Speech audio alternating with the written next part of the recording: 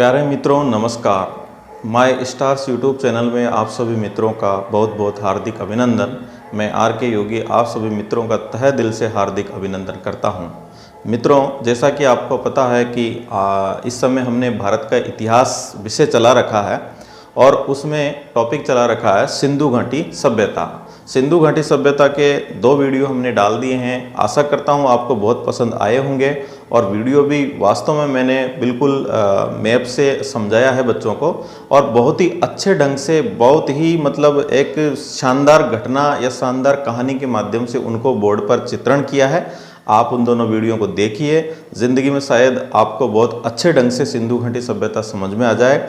और यार, आपको बार बार कहता हूँ, अपने जो ये वीडियो है आप तक पहुँचते हैं, इनको लाइक किया करो। आप लाइक नहीं करते हो, शेयर किया करो अपने मित्रों को, क्योंकि इस कोरोना काल में हम लोग भी तो आपको निस्वार्थ ज्ञान दे रहे हैं। कितना उच्च लेवल का ज्ञान आपको फ्री में बांट रहे हैं, क्योंकि विद्या को देना भी एक दान माना गया है। ये भी एक जन सेवा है। तो हम भी जन सेवा कर रहे हैं, तो आप भी किया करो। इसमें क्या शर्म है रे? हैं? तो आप किया करो ना, क्यों नहीं करते हो? तो आप शेयर किया करो, लाइक किया करो और चैनल को सब्सक्राइब करवाया करो अपने मित्रों को कि भाई पढ़ा कर तू। माय स्टार्स यूट्यूब चैनल पर आर के योगी सर हिस्ट्री पढ़ा रहे हैं, फ्री में पढ़ा रहे हैं। अब तुम फ्री में भी अगर उस ज्ञान को एक्सेप्ट नहीं कर रहे हो तो तुम्हारी मर्जी है। बाकी मैं अपना कार्य करता रहूँगा। जैसा कि मैं आपको एक शायरी से आज स्टार्ट करता हूँ, तो ध्यान से कि मंजिल चाहे कितनी भी दूर क्यों ना हो, मंजिल चाहे कितनी भी दूर क्यों ना हो, लेकिन लक्ष्य मेरा अर्जुन के तीर सा हो, लेकिन लक्ष्य मेरा अर्जुन के तीर सा हो। मुझ में चाहे कितनी ही कमियां क्यों न हो, मुझ में चाहे कितनी ही कमियां क्यों न हो, लेकिन हौसला मेरा सीमा पर खड़े वीर सा हो, लेकिन हौसला मेरा सीमा पर खड़े वीर सा हो। तो आइए मित्रों, इसी के साथ हम आज का पार्ट 3 स्टार्ट करते हैं। सिंधु घाटी सभ्यता का पार्ट 3 हम स्टार्ट करते हैं। अरे सुनो, ध्यान से पढ़ा करो, ध्यान से समझा करो इस कोरोना काल में, क्योंकि अभी लोगों की हालत ख़राब चल रही है। पूरे देश की, पूरे समाज की हालत ख़राब चल रही है। तो आप घर बैठे आराम से अध्ययन किया करो, समझा करो, पढ़ा करो। रे मैं तो ये कह सकता हूँ आपको, और अधिक से अधिक ज्ञान का अर्जन किया करो। तो देखो मित्रों, यहाँ नाचने कूदने वाली बातें तो है नहीं, यहाँ ज्ञान की बातें हैं और आप टॉपिक को समझा करो। मैं पूरी कोशिश करता हूँ कि आपको टॉपिक जो है बेस्ट ढंग से समझ में आ जाए। और शायद मेरे पढ़ाने के बाद जो मेरा 10 वर्ष का अनुभव है, इतना तो मैं दावे के साथ कह सकता हूँ कि जिसको मैंने पढ़ा दिया वो कभी भी ऐसा नहीं हुआ कि उसके समझ में नहीं आए। तो इसी के साथ हम स्टार्ट करते हैं आज का पार्ट 3। सिंधु घाटी सभ्यता में हमने पहले वीडियो में देखा कि पहले वीडियो में हमने सिंधु घाटी सभ्यता का एक सामान्य परिचय लिया कि कौन सा स्थल कहाँ पर है। उत्तर में बांदा, दक्षिण में देमाबाद, पूर्व में आलमगीरपुर, पश्चिम में सूत का गेंडोर। ये हमने देखा। 1400 किलोमीटर उत्तर से दक्षिण, पूर्व से पश्चिम 1600 किलोमीटर। इस तरह सभ्यता का कुल क्षेत्रफल 12,99,000 यानी कि लगभग 13 लाख। इस तरह हमने देखा। इस दूसरी वीडियो में हमने देखा कि इसने सिंधु घाटी सभ्यता का ज्ञान कैसा हुआ, इसका पूरा विस्तार से हमने समझा कि यहाँ 1826 में चार्ल्स मेसन ने पता लगाया, 1853 में अलेक्जेंडर कनिंघम आए, 1856 में लाहौर से मुल्तान के बीच रेलवे लाइन बिछाई जा रही थी, 1861 में पुरातत्व विभाग का जो है निर्माण हुआ। इस तरह से मित्रों हमने पूरा ज्ञान प्राप्त किया। 1904 में लॉर्ड कर्जन ने सर जॉन मार्शल को नियुक्त कर दिया। 1921 में राय बहादुर दयाराम साहनी ने हड़प्पा की खोज कर ली। 1922 में राखल दास बनर्जी ने मोहनजोदड़ो की खोज कर ली। शायद यहाँ तक हमने पढ़ लिया था और हमने पढ़ा था कि स्टुअर्ट पिगट ने हड़प्पा और मोहनजोदड़ो को जुड़वा राजधानी कहा है और डॉक्टर दशरथ शर्मा ने कालीबंगा को सिंधु घाटी सभ्यता की तीसरी राजधानी कहा है। इतना हमने पिछले 2 वीडियो में अध्ययन कर लिया था। आज हम आगे बढ़ते हैं मित्रों। तो आइए हम आगे बढ़ते हैं। आज हम जानते हैं सिंधु घाटी सभ्यता। आज हम जानते हैं सिंधु घाटी सभ्यता। सिंधु घाटी सभ्यता का नामकरण। आज हम जानते हैं सिंधु घाटी सभ्यता का नामकरण। सिंधु घाटी सभ्यता के क्या क्या नाम है, सिंधु घाटी सभ्यता को किन किन नामों से जाना जाता है, किन किन विद्वानों ने क्या क्या नाम इसके दिए हैं, तो इस पर हम चर्चा करते हैं।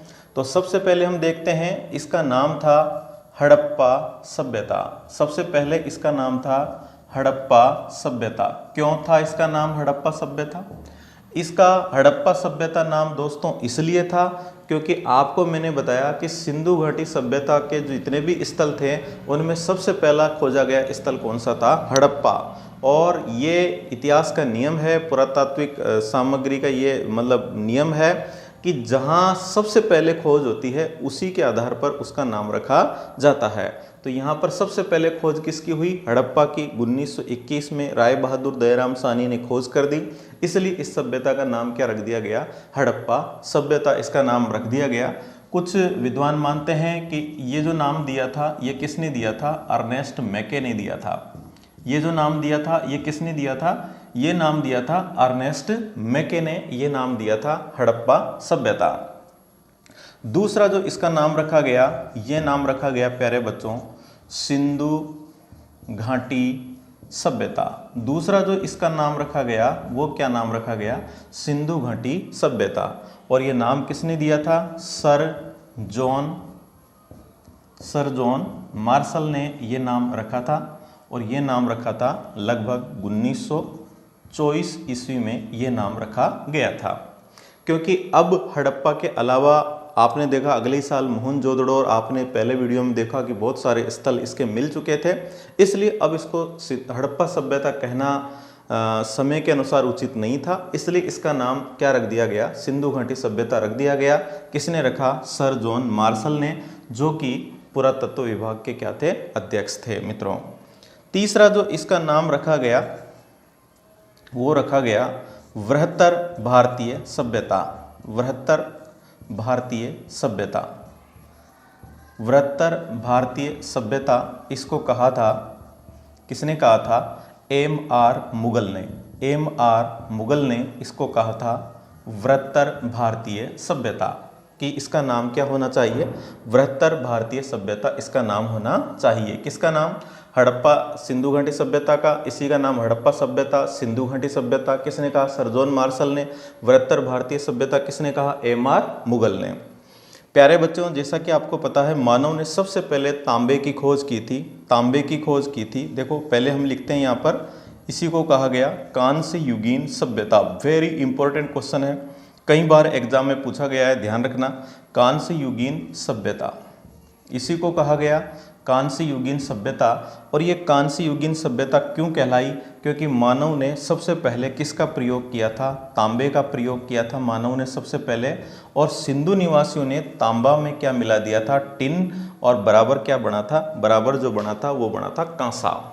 तो मित्रों ध्यान रखना, सबसे पहले तांबा धातु का प्रयोग किया गया था, सिंधु वासियों ने इसमें टिन मिला दिया था और इस तरह से कांसा बना था, और इन्होंने कांसे का बहुत अधिक प्रयोग किया था, इसलिए ये सभ्यता कौन सी कहलाई, कांस्य युगीन सभ्यता कहलाई। बाद में वैदिक सभ्यता के उत्तरोत्तर काल में, वैदिक सभ्यता जो मैं आगे पढ़ाऊंगा उसके उत्तरोत्तर काल में लोह धातु से भी, वैदिक सभ्यता के उत्तरोत्तर काल में लोह धातु से परिचित हो गए थे और बाद में लोहे का प्रयोग किया जाने लगा। तो सबसे पहले आप ध्यान रखना, तांबे का प्रयोग, फिर कांसे का प्रयोग और फिर लोहे का प्रयोग। तो यहाँ तक लोग कांसे का प्रयोग करना सीख गए थे, तो आप इसका ध्यान रखना। मैं आगे इसके और नाम बता रहा हूँ। प्यारे बच्चों, ये जो सभ्यता थी, ये चूंकि यहाँ पर हड़प्पा से हमें अभी मातृ देवी की मूर्ति मिलेगी, तो ये जो सभ्यता थी ये मातृयुगीन सभ्यता थी। ये जो सभ्यता थी ये मातृयुगीन सभ्यता थी। प्यारे बच्चों आप इसका ध्यान रखना, क्योंकि यहाँ पर हमें हड़प्पा से मातृ देवी की मूर्ति मिली है।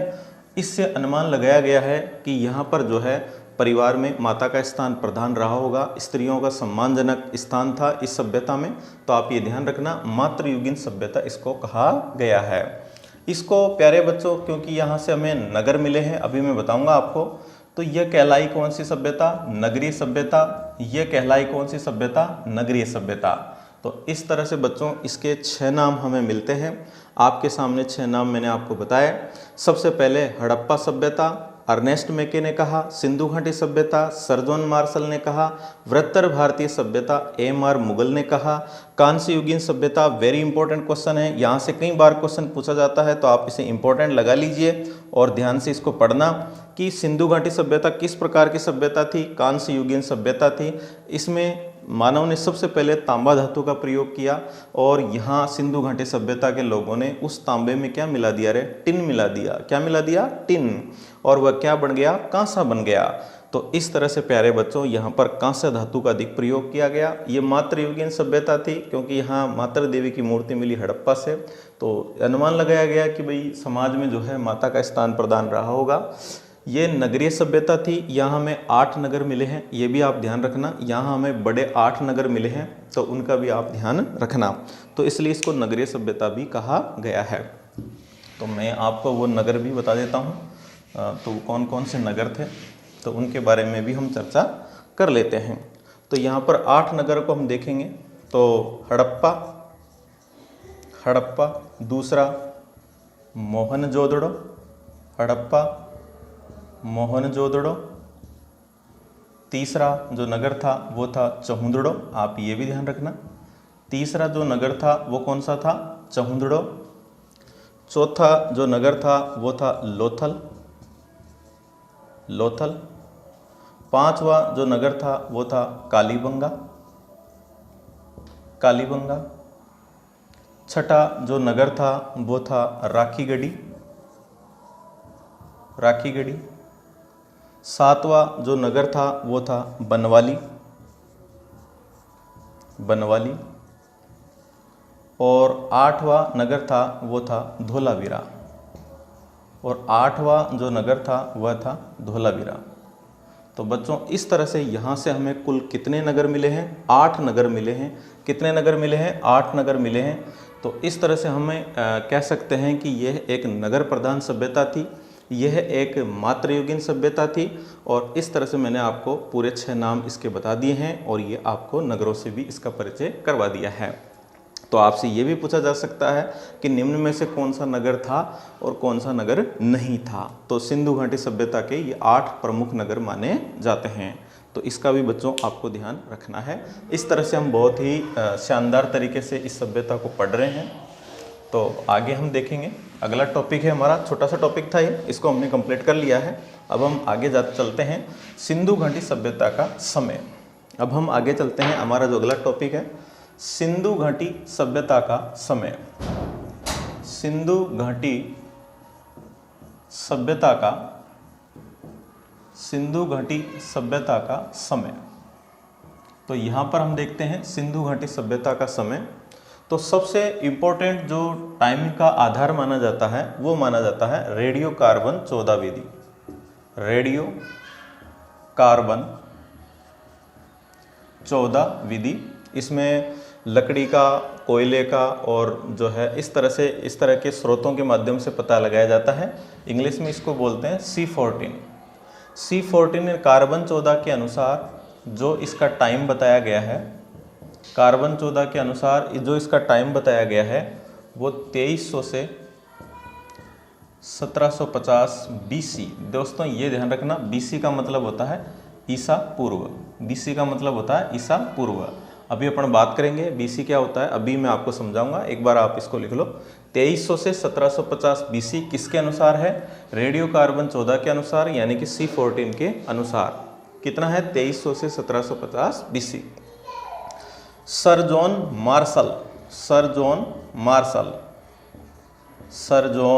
मार्शल जो कि आपको पता है कि ये 1904 में लॉर्ड कर्जन ने इन्हें पुरातत्व विभाग का अध्यक्ष बनाया था।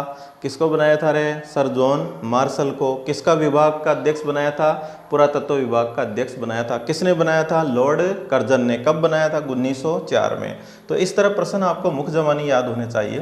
तो सर जॉन मार्शल ने जो यहाँ का टाइम बताया वो बताया 3250 से 2750 BC।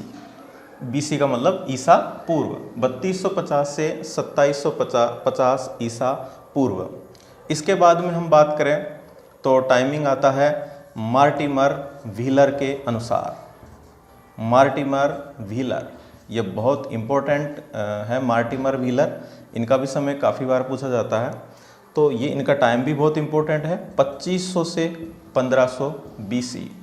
2500 से 1500 BC। आजकल वो ज़माना गया कि C14 का याद कर लिया और हो गया काम। तो ध्यान रखना, इनके किसके अनुसार समय पूछ रहा है, सिंधु घाटी सभ्यता का, तो उसके अकॉर्डिंग ही हमें देखेंगे कि यहाँ पर C14 के आधार पर यदि हम देखें तो 2300 से 1750 BC है। सर जॉन मार्शल के अनुसार 3250 से 2750 BC है। मार्टिमर व्हीलर के अनुसार 2500 से 1500 BC है। तो मित्रों ये जो है 3 टाइम इनका बताया जाता है। तो आप ध्यान रखना किसके अनुसार समय पूछ रहा है, किसके अनुसार आपसे पूछा जाए, तो ये भी आपको ध्यान रखना है। NCERT में यदि हम इसका समय देखें तो 2500 से 1800 BC भी बताया जाता है। तो आप इनको ध्यान रखना। तो ये तो हो गया हमारा सिंधु घाटी सभ्यता का समय। अब हमारा आगे का टॉपिक है सिंधु घाटी सभ्यता। सिंधु घाटी सभ्यता का हम कह सकते हैं सिंधु घाटी सभ्यता का स्थापत्य। सिंधु घाटी सभ्यता का स्थापत्य, इस टॉपिक को हम पढ़ते हैं। तो प्यारे बच्चों, सिंधु घाटी सभ्यता का स्थापत्य में हम देखेंगे कि हमें प्रत्येक सिंधु घाटी सभ्यता के जो नगर हैं, प्रत्येक सिंधु घाटी सभ्यता का जो स्थल है, लगभग वहाँ से हमें 2 टीले मिले हैं। तो ध्यान रखेंगे, सिंधु घाटी सभ्यता के प्रत्येक नगर से लगभग की हम बात करेंगे, लगभग प्रत्येक नगर से ये जो आपको पढ़ाया जा रहा है, ये हिंदी ग्रंथ अकादमी की पुस्तक जो है, हिंदी कार्यान्वयन निदेशालय की पुस्तक, दिल्ली यूनिवर्सिटी की और NCERT के अकॉर्डिंग तथ्य आपको बताए जा रहे हैं। तो आपको निश्चिंत होकर के रीट के लिए, पटवारी के लिए, SI के लिए, सभी के लिए आपको हिस्ट्री बिल्कुल बेफिक्र होकर के यहाँ पर पढ़ना है। आप तो वीडियो को अधिक से अधिक शेयर कीजिए, लाइक कीजिए और अपने मित्रों से चैनल को सब्सक्राइब करवाइए, ताकि हम आगे बढ़ पाएँ और आपके लिए अच्छी अच्छी चीज़ों को लेकर के आ पाएँ। तो लगभग प्रत्येक नगर से हमें 2 टीले मिले हैं। लगभग प्रत्येक नगर से हमें 2 टीले मिले हैं बच्चों। तो यहाँ पर हम बात करें तो देखिए, यहाँ पर क्या था, यहाँ पर हमें ये जो दिशा है, ये कौन सी दिशा है, ये पूर्व दिशा है। ध्यान रखना आप, ये कौन सी दिशा है, ये पूर्व दिशा है। ये कौन सी दिशा है, ये पूर्व दिशा है। ये पूर्व दिशा है। और पूर्व दिशा की यदि हम बात करें, थोड़ा सा मैं इसको ढंग से बना देता हूँ और कोशिश करता हूँ अच्छा बनाने की। तो ये जो पूर्व दिशा है, इसमें जो है हमें पूर्व दिशा है, इसमें हमें ये जो है एक यूँ कह सकते हैं एक चबूतरा मिला है। ये ईंटों का चबूतरा है। ध्यान देना, ये जो है ईंटों का क्या है, चबूतरा है। बिल्कुल आपको मतलब एक हाथ से बनाई हुई ग्राफिक से आपको पढ़ाया जा रहा है। ऐसा नहीं है भाई ये चित्र आ गया देख लो और वो है, ऐसा कुछ नहीं है। अपन हाथ से बना रहे हैं, जैसा भी बन रहा है, और आपको एक एक चीज़ समझाने की कोशिश कर रहे हैं। फिर आपको जो है लाइक, शेयर और सब्सक्राइब करने में क्या दिक्कत आ रही है। ये ज्ञान आप लोगों तक पहुँचाइए, ज़रूरतमंद लोगों तक पहुँचाइए, ताकि उनकी लाइफ टाइम के लिए हिस्ट्री क्लियर हो जाए। तो ध्यान देंगे अपन, ये ईंटों का चबूतरा है। ईंटों का क्या है, चबूतरा है। इस पर हमें एक टीला मिला है। इस पर हमें एक टीला मिला है, ईंटों का चबूतरा है। इस पर ये दिशा कौन सी है, आप ये बताइए। ये दिशा है पश्चिम। ये दिशा कौन सी है, पश्चिम। और ये दिशा कौन सी है, पूर्व। तो इसकी भी हम बात करेंगे, इसकी भी हम बात करेंगे। तो पश्चिम में हमें एक ईंटों का चबूतरा है, उस पर हमें एक टीला मिला है। और इस टीले की यदि हम बात करें तो इसे दुर्ग क्षेत्र या गढ़ी क्षेत्र कहा गया। इसे दुर्ग क्षेत्र या गढ़ी क्षेत्र कहा गया प्यारे बच्चों। और दुर्ग क्षेत्र और गढ़ी क्षेत्र क्यों कहा गया, आप जानते हो, जैसे जो राजा महाराजा लोग थे वो दुर्ग में रहते थे, और दुर्ग किस पर होता था, पर्वत पर होता था, ऊंचा होता था। तो इसलिए ये जो टीला मिला है ये हमें ऊंचा मिला है, और ये कम चौड़ा मिला है। ऊंचा मिला है और कम चौड़ा हमें ये टीला मिला है। तो पहली बात आप ध्यान रखना, आपको ऐसे ही पता चल जाएगा। अभी हम उस टीले की बात करेंगे। और इसमें जो रहते थे वो रहते थे पुरोहित। इसमें जो रहते थे वो रहते थे पुरोहित या शासक वर्ग, जो उस समय शासन करते होंगे, ऐसे वर्ग के लोग यहाँ पर रहते थे। पुरोहित या शासक वर्ग के लोग जो है यहाँ पर रहते थे। क्योंकि हमें यहाँ से सिंधु घाटी सभ्यता से राजा या शासक के बारे में कोई जानकारी नहीं मिली है, केवल एक पुरोहित राजा की मूर्ति मिली है। इसलिए हमने यहाँ पर जो है मोहनजोदड़ो से हमें पुरोहित राजा की मूर्ति मिली है, इसलिए हमने यहाँ नाम दिया है कि पुरोहित या कोई शासक वर्ग जो है इस क्षेत्र में रहता होगा। ये टीला किस दिशा में मिला है? पश्चिम दिशा में मिला है। और दोस्तों ये जो टीला है, मैं इसको थोड़ा सा मिटा रहा हूँ, आप ध्यान रखना, लगभग प्रत्येक नगर से हमें 2 टीले मिले हैं, इसको मैं मिटा रहा हूँ। और ये जो टीला है ये भी एक परकोटे से हमें घिरा मिला है।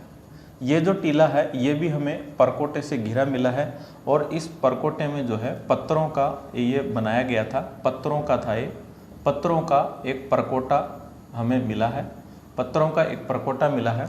तो लगभग हमें प्रत्येक नगर से 2 टीले मिले हैं। उसमें जो एक पश्चिम दिशा में जो टीला मिला है उसे दुर्ग क्षेत्र या गढ़ी क्षेत्र कहा गया है। और इसमें पुरोहित या शासक वर्ग रहते होंगे। तो हमें यहाँ से सामाजिक जीवन भी स्पष्ट हो रहा है कि समाज में 2 वर्ग थे, एक तो पुरोहित या शासक वर्ग का, और जो ये जो दुर्ग या गढ़ी क्षेत्र है ये एक परकोटे से घिरा मिला है। प्यारे बच्चों, आज भी हम इस चीज़ को देख सकते हैं, आज के युग में भी ये चीज़ मौजूद है। कभी आप किसी राजा महाराजा के दुर्ग को देखोगे तो वो पहाड़ पर आपको बना हुआ मिलेगा। उस दुर्ग के चारों ओर परकोटा खिंचा हुआ होता है, जो आपने देखा होगा, एक दीवार सी होती है चारों तरफ, तो वही परकोटा यहाँ पर मिला है। तो इस तरह से प्यारे बच्चों यहाँ से हमें दुर्ग या गढ़ी क्षेत्र मिला है, पश्चिम दिशा में मिला है। ये आशा करता हूँ आपको बिल्कुल ही क्लियर समझ में आ गया होगा चित्र से। तो एक टीला तो हमें ये मिला है जिसमें पुरोहित या शासक वर्ग रहते थे, और इस टीले का नाम रख दिया दुर्ग या गढ़ी क्षेत्र। एक टीला बच्चों हमें मैं इसको मिटा देता हूँ, ध्यान रखना, आप लिखते समय लिख लेना। यहाँ एक टीला हमें जो है यहाँ पर मिला है, एक टीला हमें यहाँ पर मिला है, इस तरह का टीला मिला है, एक टीला यहाँ पर मिला है, जो सामान्य धरातल पर बना हुआ था। किस पर बना हुआ था? सामान्य धरातल पर। अब आपको चित्र को देखने से ही पता चल जाएगा कि ये टीला ऊंचा था और कम चौड़ा था। ये टीला जो है ज़्यादा विस्तृत था क्योंकि यहाँ सामान्य जनता रहती थी, और जनता को तो आप जानते ही हो कि ये बाड़ा रहने का, ये बाड़ा पशु का, ये बाड़ा मेरे पोते का, ये बाड़ा, तो इस तरह जनता फैल करके रहती है। तो यहाँ पर इस टीले को कहा गया नगर क्षेत्र। नगर क्षेत्र इसको कहा गया, इस टीले को नगर क्षेत्र कहा गया।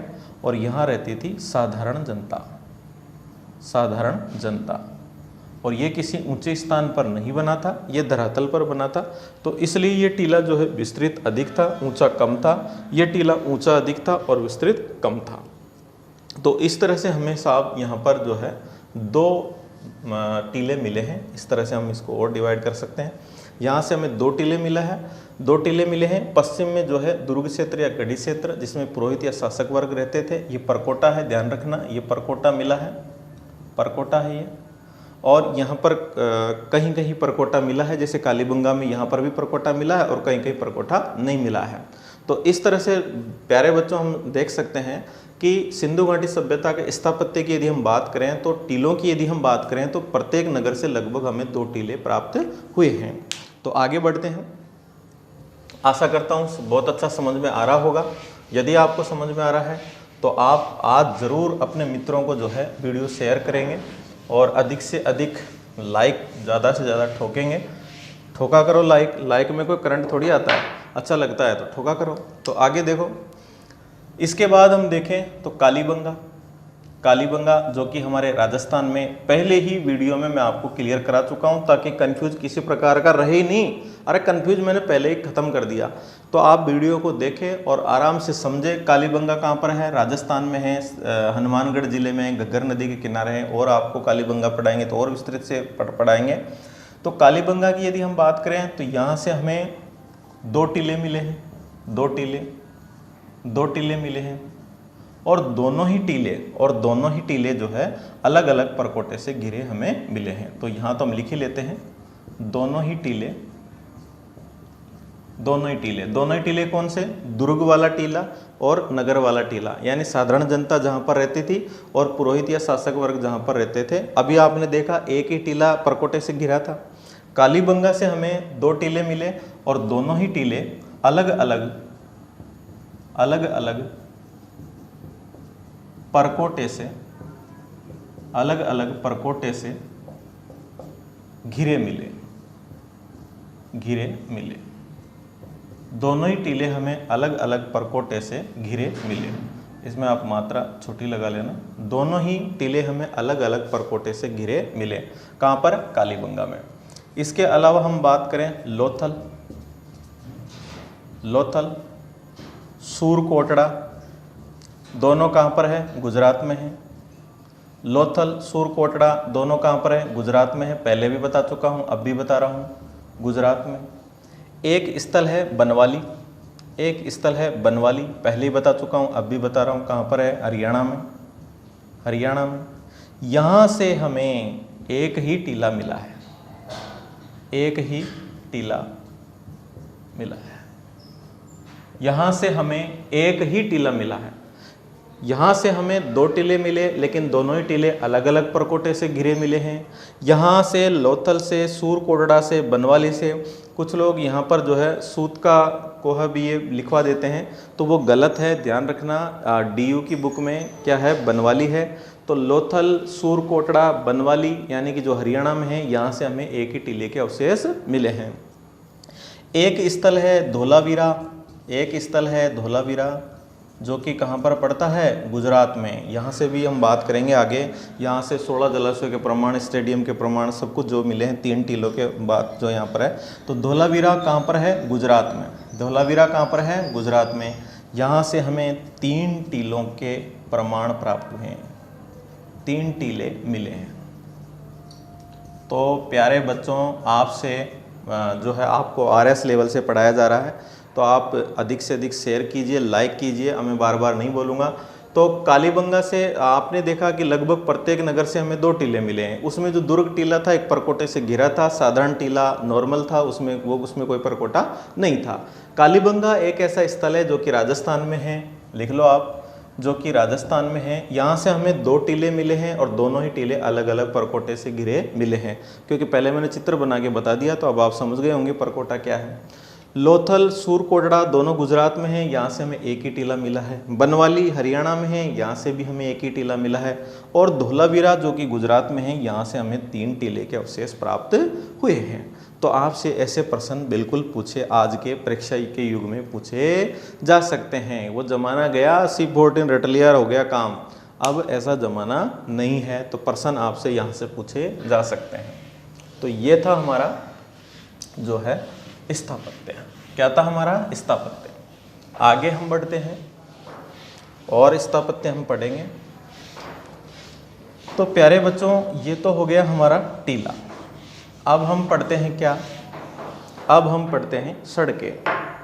अब हम पढ़ते हैं क्या? सड़कें। तो बच्चों, यहाँ पर यदि हम सड़कें देखें तो सड़कें क्या करती थी? सड़कें, पहले मैं लिख देता हूँ, एक दूसरे को, सड़कें एक दूसरे को समकोण पर, एक दूसरे को समकोण पर काटती थी, एक दूसरे को समकोण पर काटती थी। और यदि हम यहाँ पर सड़कें देखें तो 9 फीट से 34 फीट तक, 9 फीट से 34 फीट तक चौड़ी सड़कें हमें यहाँ पर देखने को मिली है। 9 फीट से लेकर के 34 फीट तक की सड़कें यहाँ पर हमें देखने को प्यारे बच्चों मिली है। सड़कें एक दूसरे को समकोण पर कैसे काटती थी? जैसे मान लो ये सड़क जा रही है, ये सड़क जा रही है, ये सड़क जा रही है, तो ये दूसरी सड़क आ रही है, ऐसे यूं 90 डिग्री के कोण पर कह दो, चाहे समकोण पर कह दो। इस तरह से ये जो सड़कें हैं समकोण पर एक दूसरे को काटती थी और जो है सड़कें ढलान वाली थी, जिससे हवा उसको जो है मिट्टी को उड़ा करके उसकी मिट्टी को ले जाती थी। तो ये भी आप ध्यान रखना। और ये सड़कों के कारण जो है पूरा नगर जो है आयताकार या वर्गाकार खंडों में बटा हुआ था। तो ये भी आप ध्यान रखना। मेन बात यह है कि यहाँ जो सड़कें मिली हैं सिंधु सभ्यता की, वह एक दूसरे को किस पर काटती थी? समकोण पर काटती थी। और यहाँ सड़कें यदि हम देखें तो 9 फीट से 34 फीट तक चौड़ी सड़कें हमें देखने को मिली है। तो प्यारे बच्चों, आप इस पर भी ध्यान रखना।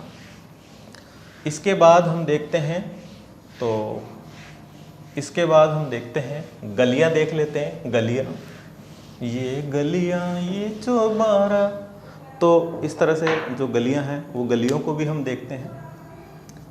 तो ये जो गलियां हैं, अब गलियों की यदि हम बात करें तो गलियां जो है 1 मीटर से 2.2 मीटर चौड़ी हमें मिली है। गलियां 1 मीटर से लेकर के 2.2 मीटर तक चौड़ी हमें मिली है। हाँ, एक बात इसमें वेरी इंपॉर्टेंट है कि कालीबंगा की जो गलियां हैं, कालीबंगा की गलियां वेरी इंपॉर्टेंट क्वेश्चन है, वह सड़कों में एक निश्चित अनुपात था। एक निश्चित, वेरी इंपॉर्टेंट क्वेश्चन, निश्चित अनुपात था। कालीबंगा की गलियों और सड़कों में एक निश्चित अनुपात था। कैसे अनुपात था? जैसे कालीबंगा की जो गलियां हैं, गलियां या गली मान लो 1.8 मीटर चौड़ी थी। 1.8 मीटर क्या थी? चौड़ी थी। 1.8 मीटर चौड़ी थी। तो कालीबंगा की जो सड़कें वो 3.6 मीटर, 5.4 मीटर, 7.2 मीटर, इस अनुपात में सड़कें हमें चौड़ी मिली है। तो जान गए होंगे कि 18 का दुगुना कितना होता है? 36, 18 का तिगुना कितना होता है? 54, 18 का चौगुना कितना होता है? 72। तो इस तरह से जो है गलियों के एक निश्चित अनुपात में, जैसे ये दुगुने में, ये तिगुने में, ये चौगुने में, ये दुगुने में, अरे ये तिगुने में और ये चौगुने में, इस तरह गलियों के 2 गुने, 3 गुने और 4 गुने अनुपात में हमें सड़कें मिली है। वेरी इंपॉर्टेंट क्वेश्चन है कि ऐसा कौन सा स्थल है जहां गलियां जो है गलियों के और सड़कों में एक निश्चित अनुपात मिला है, तो वह कौन सा स्थल है? कालीबंगा स्थल है। आज के युग में ऐसे प्रश्न बहुत पूछे जा रहे हैं, तो आप आराम से इसको पढ़िए और मज़ा लीजिए। और मैं आपको एग्ज़ाम की लगभग गारंटी दे सकता हूँ, वादा कर सकता हूँ कि यदि आपने इन वीडियो को ढंग से देख लिया तो सिंधु घाटी सभ्यता से आपका एक भी क्वेश्चन बाहर से नहीं आएगा, क्योंकि ये इस तरह आपको RS स्तर बताया जा रहा है। तो आप आराम से अच्छे ढंग से इसको पढ़िए, नो टेंशन होकर के आप पढ़िए। आगे हम देखते हैं, गलियां आ गई, गलियों के बाद में हम देखते हैं ईंटें। तो यहाँ जो है सिंधु घाटी सभ्यता में, यहाँ का मतलब सिंधु घाटी सभ्यता में, यहाँ भवनों में यानी कि मकानों में, यहाँ मकानों में पक्की ईंटों का प्रयोग होता था। मकानों में पक्की ईंटें कैसी? धूप में सुखाकर, यहाँ कोई भट्टे के अवशेष नहीं मिले, धूप में सुखाकर जो ईंटें प्रयोग की जाती थी उन्हें ही पक्की ईंटें कहा जाता था। प्यारे बच्चों ध्यान रखना, यहाँ ईंटों के भट्टों के अवशेष नहीं मिले, नोट करके लिखना, ईंटों के भट्टों के अवशेष नहीं मिले, ईंटों के भट्टों के प्रमाण या अवशेष नहीं मिले, ईंटों के भट्टों के अवशेष नहीं मिले, अपितु ईंटों को धूप में सुखाकर पकाया जाता था और उन्हीं ईंटों का जो है यहाँ पर प्रयोग किया जाता था। जो ईंटें थी तो ईंटों का जो अनुपात था वो था 4:2:1। 4 क्या? उसकी लंबाई, 2 क्या? उसकी चौड़ाई, और 1 क्या? उसकी ऊंचाई। तो लंबाई, चौड़ाई और ऊंचाई में 4:2:1 का अनुपात था। तो ये भी आप ध्यान रखना। कैसे था? जैसे मान लो ये एक ईंट है, ये इसकी क्या हो गई? ये पूरी इसकी क्या हो गई? लंबाई। क्या है इसकी? लंबाई। ये क्या है? इसकी ऊंचाई। और ये क्या है इसकी चौड़ाई। ध्यान रखना, ये इसकी पूरी क्या हो गई लंबाई, ये लंबाई हो गई पूरी। तो लंबाई के बाद में ये क्या है ऊपर से इसकी चौड़ाई, और ये क्या है इसकी ऊंचाई। तो इस तरह से 4:2:1 का प्रयोग का अनुपात किस में था, ईंटों में था।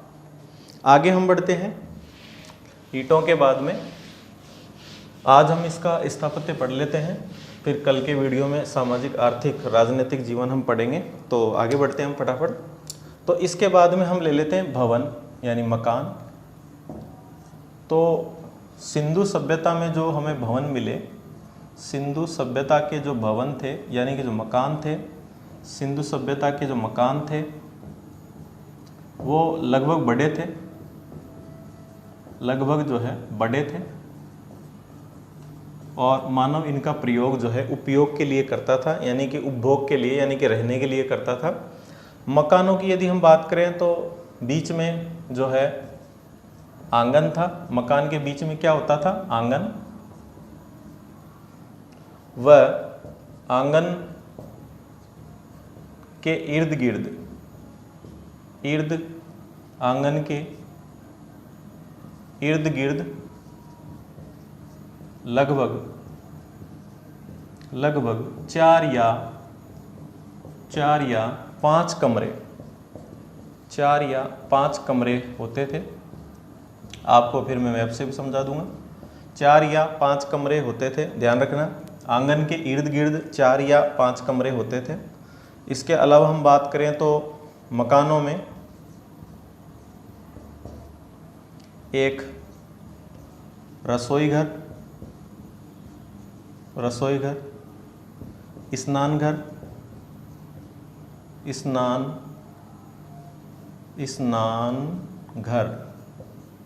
एक रसोई घर, स्नान घर, नालियाँ, गंदे पानी को निकालने के लिए नालियाँ, व कुआं भी मिलता था, समझ गए। मकानों में आंगन था, आंगन के इर्द गिर्द 4 या 5 कमरे थे, यानी आंगन के अगल बगल में हम कह सकते हैं 4 या 5 कमरे थे। मकानों में एक रसोई थी, स्नान घर था, गंदे पानी को निकालने के लिए नालियाँ थी, कुएँ भी थे। इन नालियों को अभी हम पढ़ेंगे भी सही, कुएँ भी मिले हैं यहाँ पर। यदि हम देखें तो जो मुख्य द्वार था, मकानों का जो मुख्य द्वार था वो पास वाली सड़क, मुख्य सड़क नहीं, पास वाली सड़क, यानी कि गली भी कह सकते हैं हम। पास वाली सड़क, मुख्य सड़क की ओर नहीं खुलते थे। जो पास वाली सड़क यानी साइड में जो सड़क थी, तो पास वाली सड़क पर खुलते थे, पास वाली सड़क पर खुलते थे मुख्य द्वार। ये जो मुख्य द्वार है, मुख्य द्वार लकड़ी के होने के भी अवशेष मिले हैं, लकड़ी के होने के भी। ये सभी आपको ऑथेंटिक बुक से लिखवाया जा रहा है, बहुत मेहनत से आपको जो है सामग्री दी जा रही है। तो आप इस सामग्री को समझिए और इसका जो है आप एग्ज़ाम में प्रयोग कीजिए। मुख्य द्वार लकड़ी के होने के प्रमाण भी हमें मिले हैं, प्रमाण मिले हैं। मुख्य द्वार लकड़ी के होने के प्रमाण मिले हैं। इसके अलावा हम देखें तो जो है मुख्य द्वार लकड़ी के होने के प्रमाण मिल गए। मुख्य द्वार अब देखो कहीं पर 2 मंजिल भी मिली है, ये भी आप ध्यान रखना। कहीं पर 2 मंजिल भी मिली है, कहीं पर 2 मंजिल भी मिली है। तो मकान जो है 1 मंजिल के साथ साथ 2 मंजिल भी यहाँ के मकान थे, ये भी आप ध्यान रखना। तो इसके अलावा हम देखें तो जो है दीवारों या हम कह सकते हैं खिड़कियाँ भी मिली है। खिड़कियाँ ध्यान रखना, कुछ लोग आपको बताते हैं खिड़कियाँ नहीं है, तो ऑथेंटिक बुक जब आप पढ़ोगे तो आपको पता चलेगा कि खिड़कियाँ भी मिली है, खिड़कियाँ भी मिली है। और ये बहुत ही ऑथेंटिक बुक है जो है दिल्ली यूनिवर्सिटी की, उसमें से आपको बताया जा रहा है। डेफिनेट आप इसको करेक्ट करके आना। खिड़कियाँ भी मिली है जो दीवारों पर ऊंची होती थी, जो दीवारों पर ऊंची लगाई जाती थी। ये भी आप ध्यान रखना, लगाई जाती थी। तो इस तरह से प्यारे बच्चों ये विशेषताएं आपको मिली है भवन की। देखो बीच में आंगन होता था, आंगन के इर्द गिर्द जो है 4 या 5 कमरे होते थे। मकानों में एक रसोई घर था, स्नान घर था, नालियां थी गंदे पानी को निकालने के लिए, कुआं भी मिला है। मुख्य द्वार पास वाली सड़क पर खुलता था, मुख्य सड़क पर नहीं खुलता था। मुख्य द्वार लकड़ी के होने के प्रमाण भी हमें मिले हैं। कहीं पर 2 मंजिल मकान भी मिले हैं। खिड़कियां भी मिली है जो कि दीवारों पर ऊंची लगाई जाती थी, जो कि दीवारों पर ऊंची की तरफ मतलब जो है लगाई जाती थी। तो ये भी आप ध्यान रखना। खिड़कियों का मतलब जैसे ये अपने हवा के लिए लगाई जाती है ना ऊपर, ये इसके अवशेष हमें मिले हैं जो कि दीवारों पर ऊंची लगाई जाती थी। तो आशा करता हूँ आप ये समझ गए होंगे। और मैं इसको आपको मैप से समझा दूँ तो यूँ समझ लीजिए, जैसे ये मकान है, ये मकान है, इस तरह से ये मकान है। तो यहाँ बीच में तो था आंगन, इस तरह का आंगन था। इसके जो है ये कमरे थे, जैसे मान लो ये 1 कमरा हो गया, ये 2 कमरा हो गया, ये 3 कमरा, ये 4 कमरा और ये 5 कमरा। इस तरह से कमरे होते होंगे। ये कमरे हो गए 1 2 3 4 और ये 5। तो ये आंगन हो गया। यहाँ जैसे अब ये जगह खाली हो गई तो यहाँ जो है अपना किचन हो गया, यहाँ रसोई घर हो गया, रसोई घर, यहाँ लेट बाथ हो गए, ये लेट हो गया, ये बाथ हो गए, है ना। तो पहले वहाँ पर लेटरिन के प्रमाण नहीं मिले हैं, ये तो मैं बता रहा हूँ आपको ऐसे ही।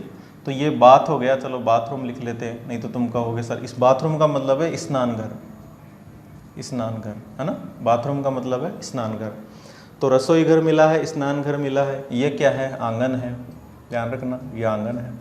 और जो इसका जो मुख्य दरवाज़ा है, जैसे मान लो ये मुख्य सड़क ये है, ये जा रही है मुख्य सड़क, ये मुख्य सड़क है, मुख्य सड़क है ये।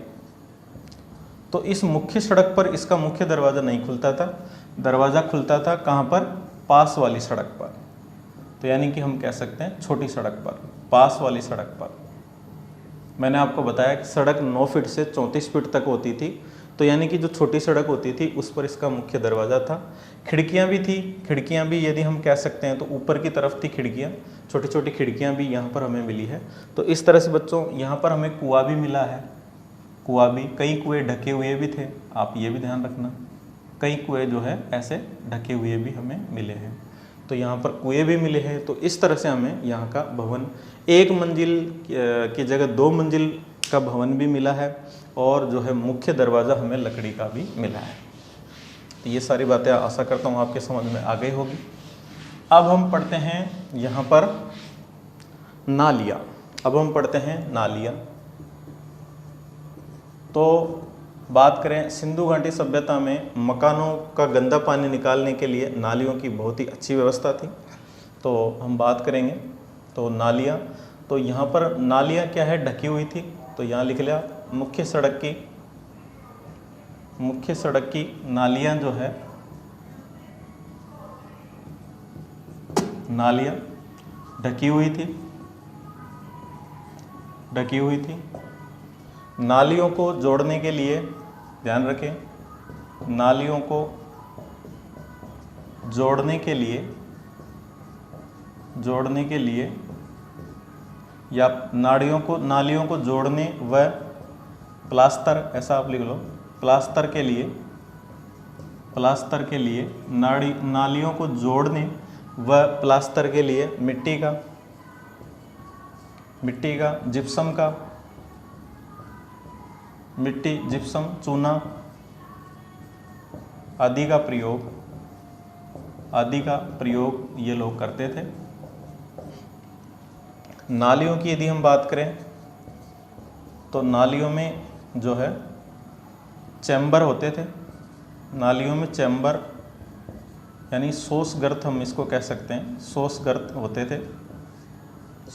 होते थे। नालियाँ जो है ढकी हुई होती थी और नालियों को जोड़ने और प्लास्टर के लिए जिप्सम का, चूने का, मिट्टी का, इनका प्रयोग करते थे। नालियों में क्या होते थे, चैम्बर होते थे जगह जगह, जिसमें क्या होता है कूड़ा नीचे गिर जाता था और नालियाँ अनवरत रूप से बहती रहती थी। तो ये भी आप ध्यान रखना। सबसे मोस्ट चीज़ जो हम देखने जा रहे हैं वो है कालीबंगा। कालीबंगा की यदि हम बात करें तो यहाँ से हमें लकड़ी की नालियों के प्रमाण मिले हैं। लकड़ी, ध्यान रखना, लड़की नहीं लकड़ी, लकड़ी की, पहले हम छोटे थे तब लकड़ी को लड़की लिख देते थे, तो आपने भी ऐसी गलतियाँ की होगी, तो ध्यान रखना।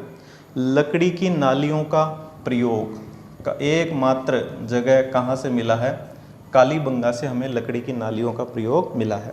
ये क्या करते थे, लकड़ी के खोखले तने को, लकड़ी के खोखले तने को, लकड़ी के खोखले तने को नालियों में प्रयोग करते थे, नालियों में प्रयोग करते थे। तो आप ये ध्यान रखना। अब मैं इनको आपको मैप से समझा देता हूँ। जैसे मान लो ये नाली बह रही है, ये नाली, तो ये नाली क्या होती थी, इसको समझना आप। नाली क्या होती थी, ढकी हुई होती थी। नालियों को जोड़ने के लिए मिट्टी का, जिप्सम का और चूने का हम प्रयोग करते थे, प्लास्टर के लिए भी इनका प्रयोग करते थे। नालियों में क्या होता था, जैसे ये नाली बह रही है तो यहाँ पर एक क्या होता था, खड्डा होता था, ऐसे खड्डा होता था, ये खड्डा होता था, तो इसको बोलते हैं हम चैम्बर। इसको क्या बोलते हैं, चैम्बर। और यहाँ से जैसे मान लो ये नाली है, ये नाली आ रही है, तो इसका पानी भी इसमें आता था, समझ गए। जैसे ये नाली आ रही है, जैसे ये नाली आ रही है, देखो, तो नालियाँ भी जो है एक दूसरे को समकोण पर काटती थी। क्यों, क्योंकि ये सड़कों के सहारे बनाई जाती थी। तो ध्यान रखना।